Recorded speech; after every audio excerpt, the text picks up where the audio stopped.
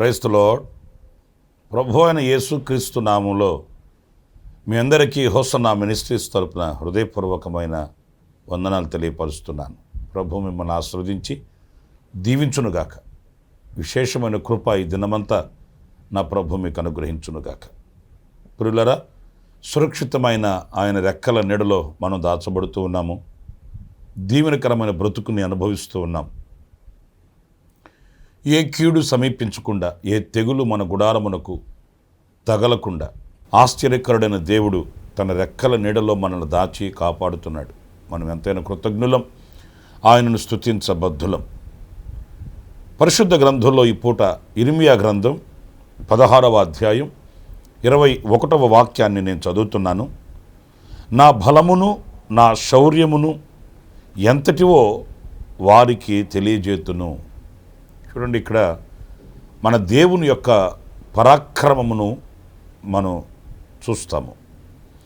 మనం ఆరాధించే మన ప్రభు ఎవరు అనంటే ఆయన శౌర్యము కలిగిన దేవుడు, పరాక్రమము కలిగిన దేవుడు, బలవంతుడైన వాడు. ఆయన వంటి రోషము గల దేవుడు మరొక్కడు ఎవడూ కూడా లేనేలేడు.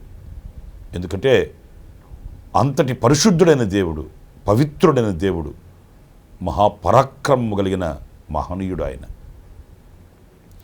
ఆయన తన శౌర్యమును ప్రత్యక్షపరుచుకునే దేవుడు అన్నప్పుడు ఏ విషయంలో ఆయన శౌర్యము గలవాడు అంటే అన్ని విషయాలలో శౌర్యము కలిగిన సంపూర్ణుడైన ప్రభు ఆయన. పరిశుద్ధ గ్రంథంలో చక్కటి మాట మనం చదువుతామండి. కీర్తనల గ్రంథం 24వ కీర్తన 8వ చరణాన్ని మనం చదివినప్పుడు, మహిమ గల ఈ రాజు ఎవడు? బలశౌర్యములు గల యెహోవా, యుద్ధశూరుడైన యెహోవా. ప్రియులారా, ఈ వాక్యంలో బలశౌర్యము గల యెహోవా అని మనం చదువుతాము.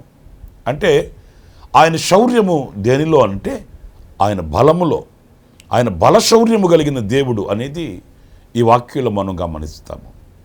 ఆయన బలమునకు మితి లేదు. ఆయనకు అసాధ్యమైనవి ఏవి కూడా లేవు. ఎందుకంటే ఈ సర్వ సృష్టికి ఆధారభూతుడైన దేవుడు ఆయన గనుక, ఆయన నోటి మాటతో ఇట్లు కలుగు చేశాడు గనుక అన్నింటి మీద పూర్ణ అధికారం ఆయనకు ఉంటుంది.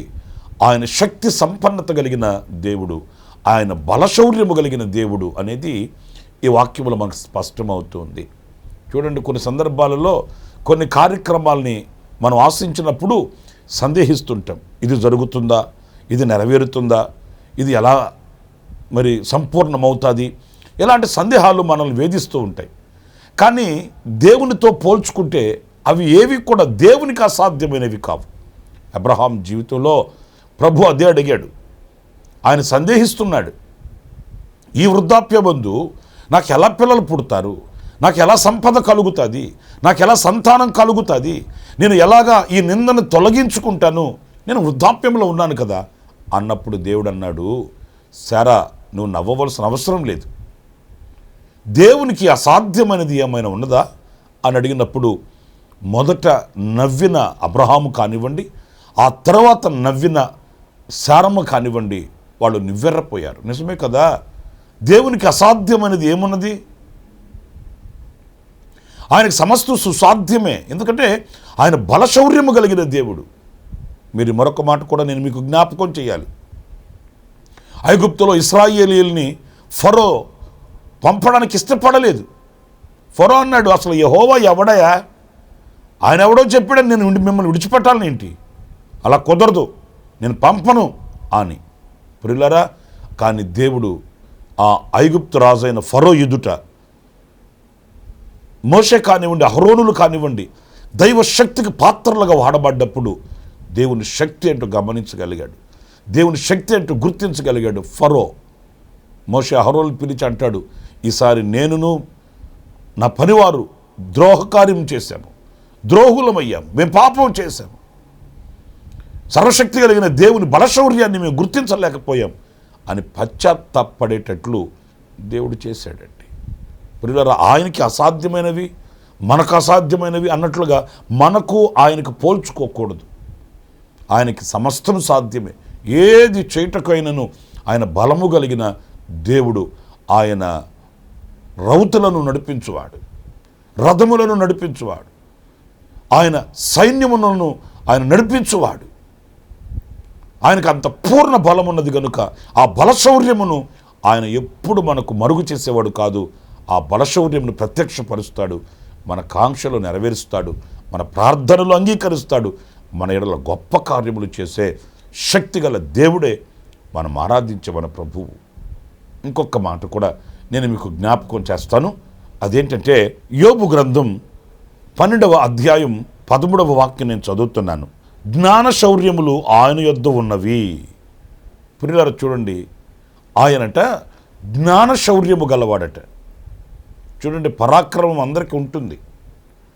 ఎవరికి వాళ్ళకి తగిన దాంట్లో, వాళ్ళకి కలిగిన వాటిలో తమ పరాక్రమాన్ని చూపిస్తారు.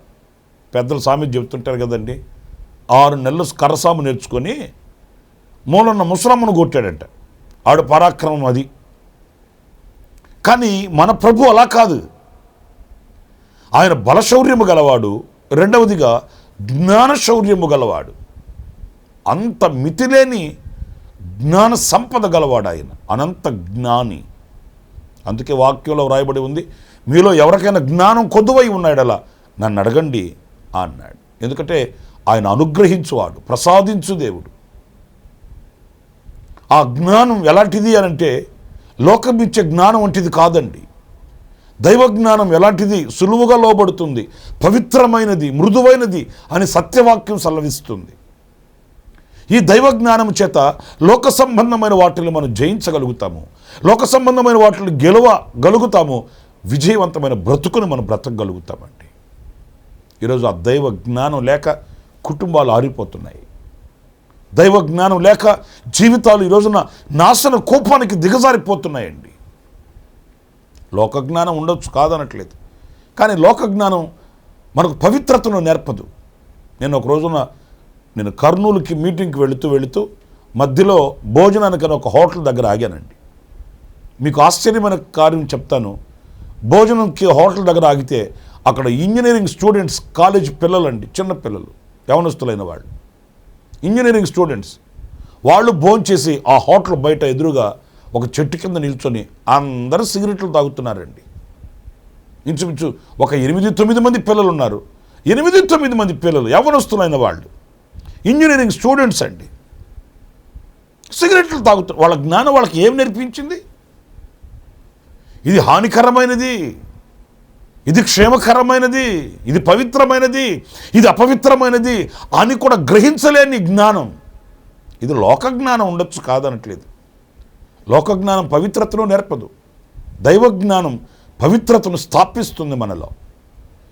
సర్వశక్తి కలిగిన దేవునిని వెంబడింప నేర్పుతుంది దైవ జ్ఞానం.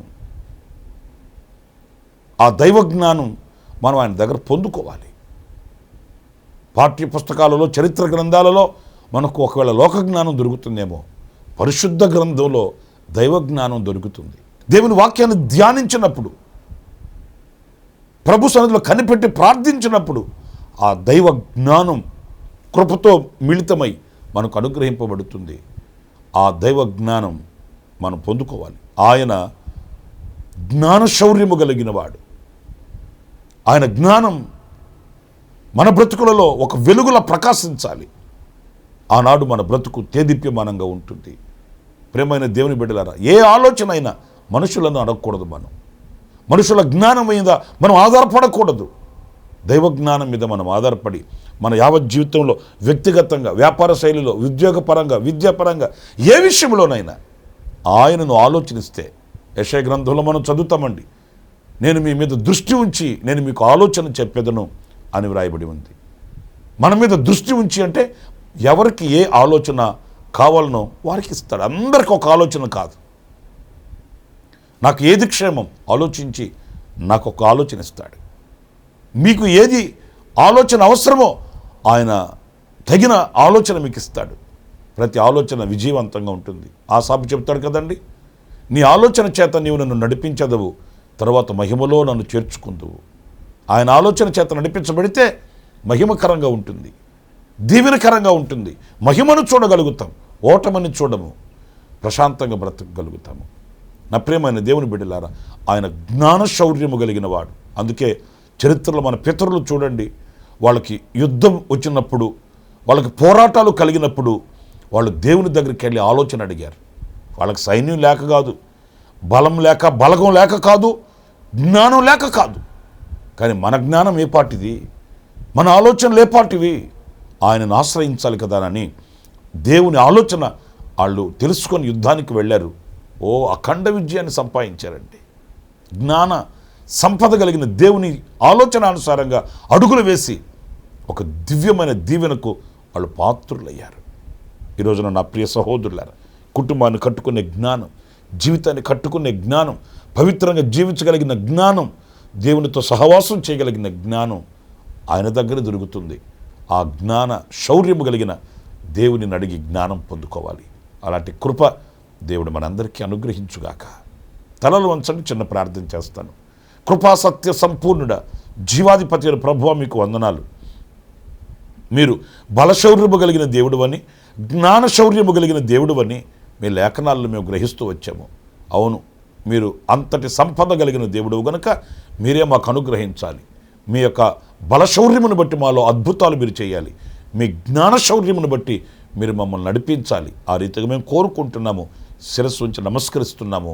ప్రభువా, మమ్మల్ని దీవించమని, మమ్మల్ని ఒక్కొక్కరిని మీ చేతులకు సమర్పించుకుంటూ, ఇదిగో ఈ మాటల చేత ఎవరైతే నీ సన్నిధిలో నైనా మీ యొక్క ఆశ్చర్యమైన కార్యాలు కోరుతున్నారో, ఎవరైతే మీ ఆలోచన కోరుతున్నారో, వారందరికీ కూడా సమృద్ధిగా మీరు అనుగ్రహించి, మీ పరాక్రమమును చూపించి, మా పక్షాన మీరుండి నడిపించమని మమ్మల్ని మీకు అప్పగించుకుంటూ యేసు నామములో ప్రార్థించి వేడుకొనుచున్నాను తండ్రి.